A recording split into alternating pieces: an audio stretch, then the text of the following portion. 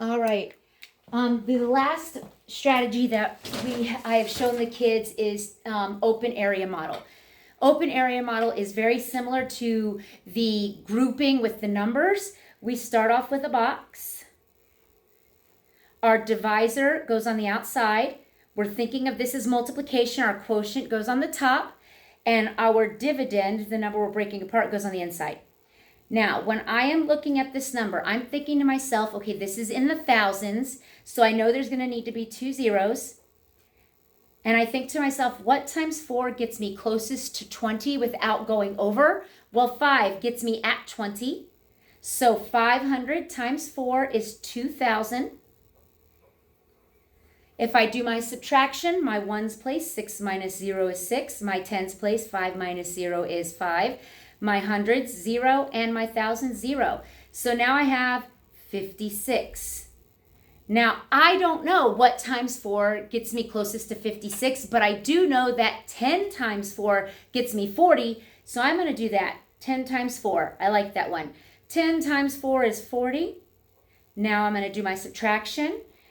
In my ones place, 6 minus 0 is 6. In my tens place, 5 minus 4 is 1. That leaves me with 16.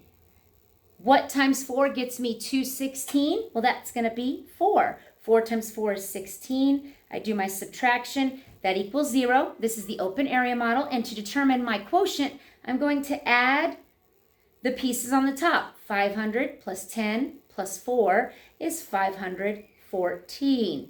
So this is the strategy that we're working on right now. These are all related to partial quotients. Partial quotients is going to look like this, and I'll just do this on the same video because it's very similar. I have 816, and I'm dividing it by 4, which means I'm thinking of my multiples of 4, and I'm going to start with 4 times 200 because that equals 800.